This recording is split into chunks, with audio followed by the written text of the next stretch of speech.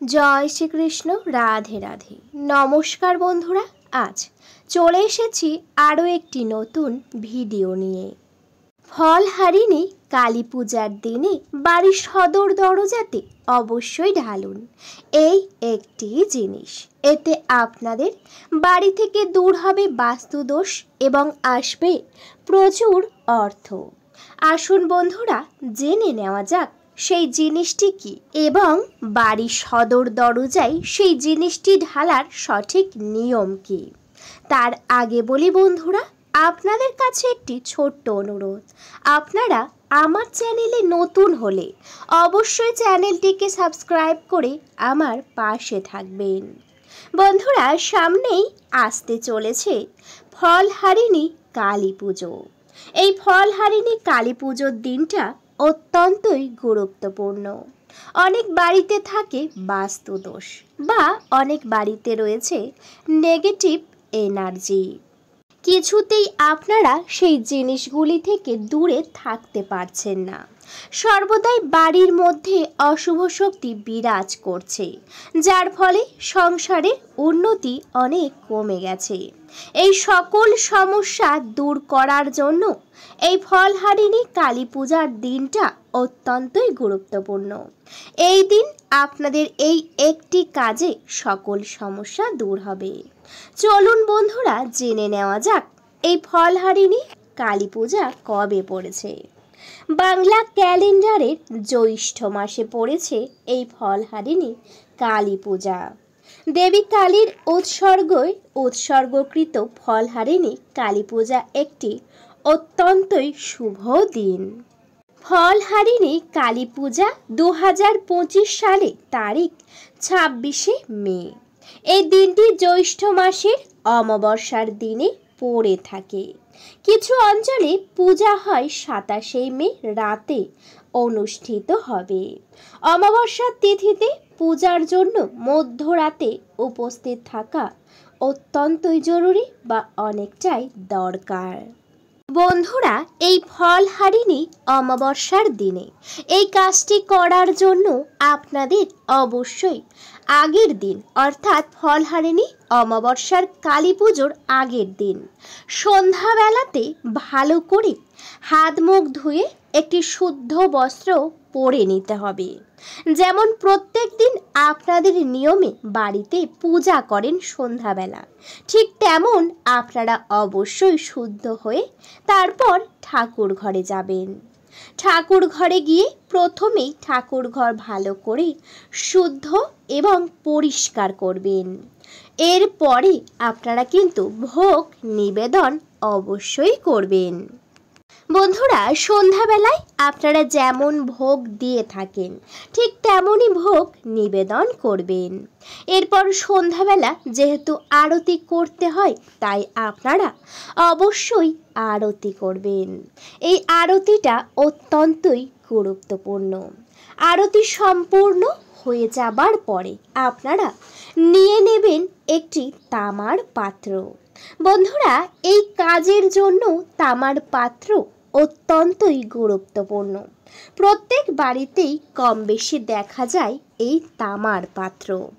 যদি আপনাদের বাড়িতে থাকে, ছোট হোক বা বড়, যে ধরনের রয়েছে সেই তামার পাত্রটি আপনারা নিয়ে নেবেন।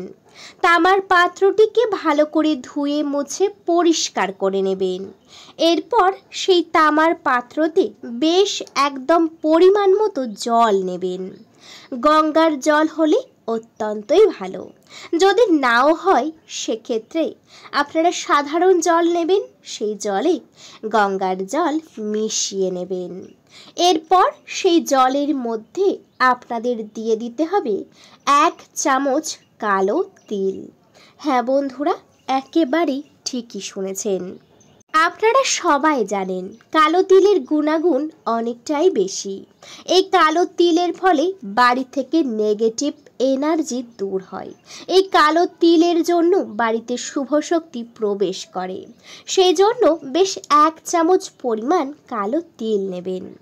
এই তিলটা যদি আপনারা বাজার থেকে কিনে আনেন অত্যন্তই ভালো, কিন্তু বাড়ির ব্যবহার করা রান্নাঘরের কালো তিল একেবারেই নিতে যাবেন না।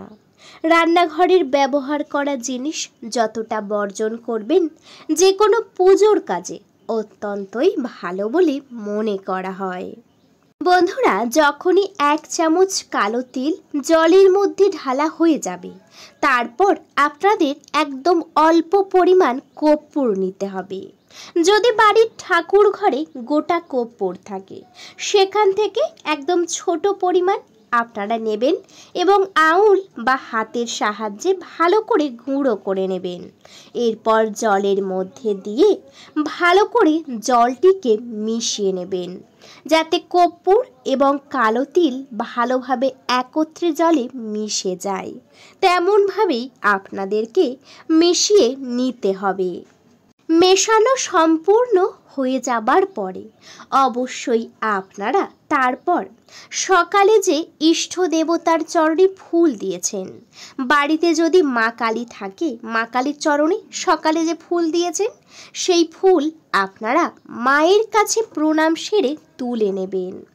এরপর ফুলটি নিয়ে নিজেদের কপালে ছুঁয়ে সেই জলের উপরে দেবেন এবং জলটিকে সারা রাতের জন্য মা কালীর সামনে বা ইষ্ট দেবতার সামনে আপনারা রেখে দেবেন। সারা রাত এমনভাবে রাখবেন যাতে পড়ে না যায়। সেই পাত্রটির মুখ ঢাকার দরকার নেই। বন্ধুরা, সেই পাত্রটিকে সারা রাতের জন্য রেখে দেবেন এবং সন্ধ্যাবেলা শাঁক্কাশা ঘণ্টা বাজিয়ে আপনারা পূজা সম্পূর্ণ করে নেবেন। পূজা সম্পূর্ণ হয়ে যাবার পর তারপর কিছুক্ষণ অপেক্ষা করে ভোগ তুলে নেবেন এবং সবাই সেই ভোগটা গ্রহণ করবেন। এবং ঠিক পরের দিন অর্থাৎ ফলহারিণী কালী পুজোর দিনে আপনারা ব্রহ্ম মুহূর্তে ঘুম থেকে উঠবেন। ঘুম থেকে উঠে যে কোনো গঙ্গা বা বাড়িতে স্নান করে নেবেন অনেক সকালে। স্নান সেরে শুদ্ধ বস্ত্র পরিধান করে আপনারা ঠাকুর ঘরে প্রবেশ করবেন।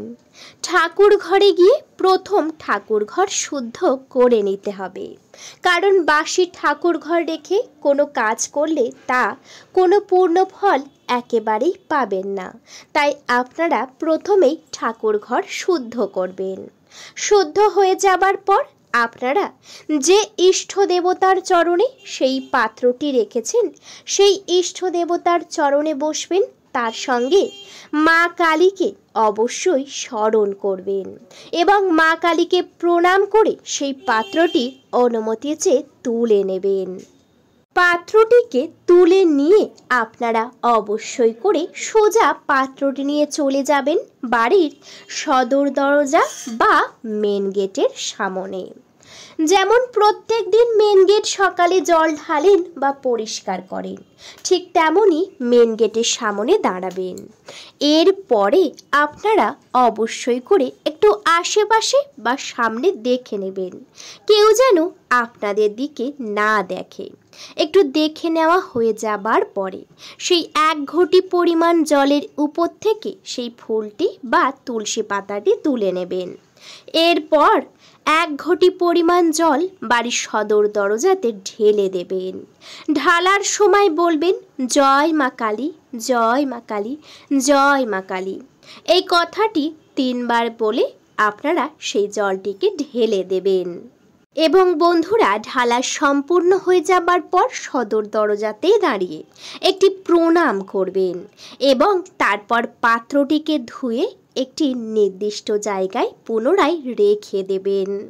এই কাজটি যদি ফলহারিণী অমাবস্যার দিনে মনে বিশ্বাস ভালোবাসার সাথে মা কালীকে স্মরণ করে করেন, অবশ্যই আপনারা হাতে নাতে ফল পাবেন।